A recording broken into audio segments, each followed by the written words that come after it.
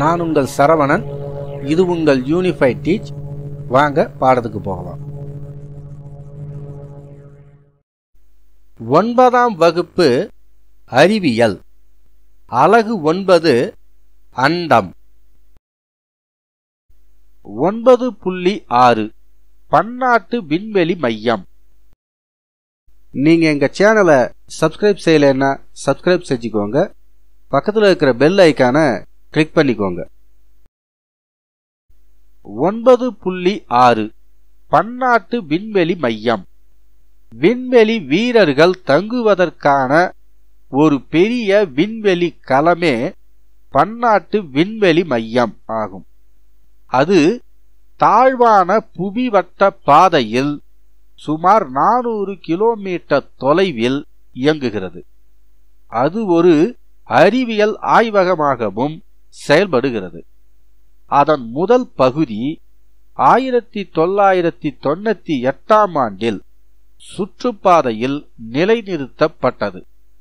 அதன் முக்கிய பகுதிகளின் கட்டுமானம் 2011இல் முடிக்கப்பட்டது. விண்வெளியிலுள்ள பொருட்களில் வெறும் கண்ணால் பார்க்கக்கூடிய மனிதனால் உருவாக்கப்பட்ட பெரிய பொருள் இதுவே ஆகும். இம்மையத்திற்கு முதலாக 2000ஆம் ஆண்டுதான் மனிதர்கள் சென்றனர்.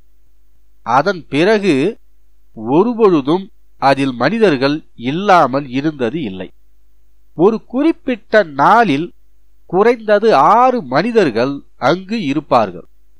தற்போதைய திட்டப்படி 2024ஆம் ஆண்டு வரை பன்னாட்டு விண்வெளி மையமானது இயக்கப்படும் என்றும் தேவைப்பட்டால் 2028 வரை இயக்கப்படலாம் என்றும் கூறப்படுகிறது. அதன் பிறகு அது சுற்றுப்பாதையிலிருந்து விலகிக் கொள்ளப்படலாம் அல்லது அதன் சில பகுதிகள் வருங்கால விண்வெளி மையங்களுக்கு பயன்படுத்தப்படலாம். The International Space Station is probably the most fantastic vehicle ever built. It's a one-of-a-kind laboratory orbiting about 250 miles above the Earth. And we perform experiments on the International Space Station. We can do science, we can do experiments, we can learn how to do things out of this world. And the result will help benefit the people on the ground. So not only that, but we're also seeing benefits of how we actually assembled the space station. So the International Space Station in its design was essentially designed like a Lego toy. Lots of big pieces that need to be put together. Some of these pieces are going to be about the size of a city bus. We needed a way of manipulating or moving these big pieces and very precisely putting them together. Canada worked with its contractor, which was MDA, and with that company came up with a design that was going to meet the needs of the International Space Station. The solution to that was using a fairly large robotic arm. And that system ended up being Canadarm2. It could move around the space station, grab payloads, move them to where they needed to be so that the space station could be assembled. You couldn't have built a vehicle like the International Space Station without a robotic system like this.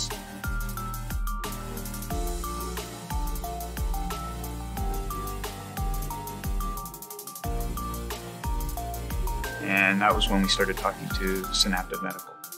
Knowing that MDA has done this before in space, we thought it would be very easy for them to bring that experience and that technology into the neurosurgical area and help us with our medical robotics. We worked with MDA to create Drive.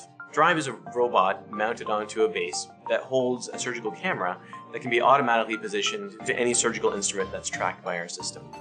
What this arm does, it follows you and it tracks you, so it speeds up efficiency. Ultimately, using the Drive system allows the surgeon to have shorter surgical times, which means shorter recovery times for the patient. And ultimately, that's better for the hospital and the patient. But what the robot does for us is that it allows us to do it safer, we can do it better with less harm to the patient. The software that runs on the Drive system is directly derived from the software that runs the Canadarm2 on the International Space Station. Those robotics work with and alongside an astronaut to enhance what they do. So that connection is a very direct and real one. Right now, it's probably the most used system that we could say is derived from the things we did on the space station, and we're pretty proud of it. And I've seen the arm before, we've seen it on the space station, but, I never put the two together that I'd have the same arm in the OR at some time though. I think everybody has this dream of how robotics are going to become more and more a part of everyday life. The things that we do with robotics on the space station is basically pushing those dreams forward. And we evolve the system, we gain the knowledge, we gain the experience, the expertise. So this is kind of the unexpected benefits that we get out of doing a program on the International Space Station.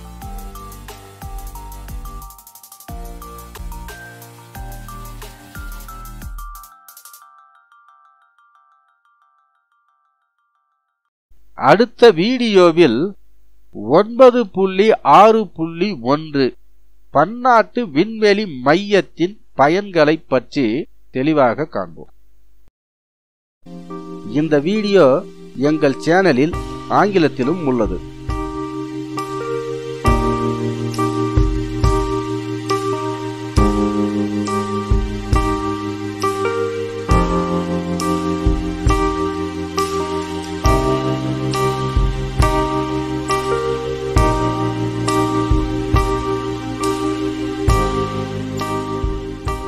இந்த video உங்களுக்கு பிடிச்சிருந்தா like மற்றும் share பண்ணுங்க.